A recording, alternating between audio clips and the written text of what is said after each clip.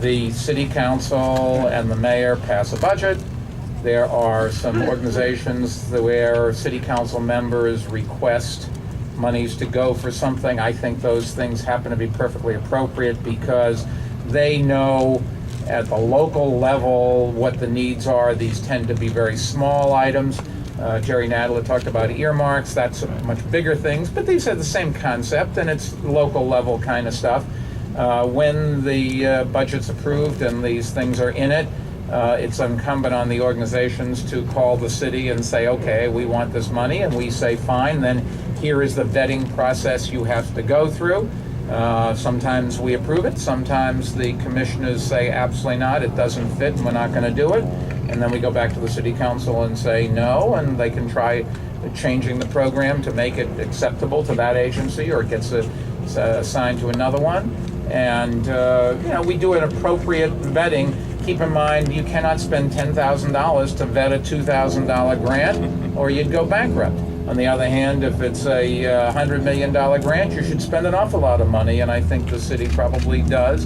Can I guarantee you that there aren't abuses? No. Can I guarantee you that we're going to discover everything? No. But by and large, I think it's probably a pretty fair, efficient process that the public can be reasonably assured that 99.999% of the money is spent the way they would want it to be spent. Right, but just as a follow-up, is it appropriate for the council or the city to give money to these groups that then give it to... Well, there are laws about what they can do, and if it's a subterfuge and they're just passing things through to organizations that can't qualify on their own, no. You want to add something? Yeah, please. Let me say, there are folks want to go through the specifics of the Daily News article. We're happy to do that with you later, because there are what I would say some things in that article that are not accurate.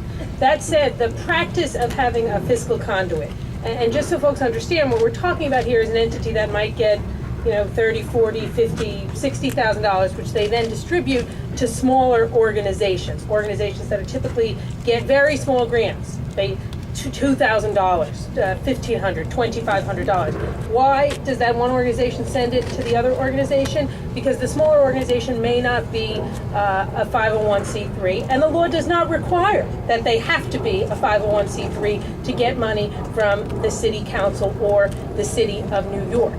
This practice of having some money go to a larger group that then gives it to smaller groups is a practice that has gone on since the city council got its full budget powers after the charter change, perhaps before that. So it is not new. The fiscal conduit goes through a vetting process, as does the recipient. We have talked about making the vetting process for all groups stricter, which I think is a good thing.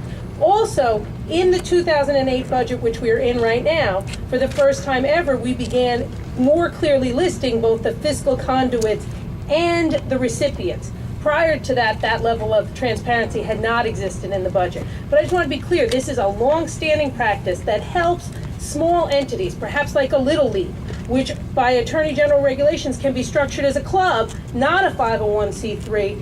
They now can get money through this fiscal conduit. There is nothing inappropriate about it as long as the vetting is done, the money ends up where it's supposed to be, and I think we've made it even better by making it more transparent, but we're happy to go through the things that we think were inaccurate in the Daily News story and not fully accurate about how the long-standing process works.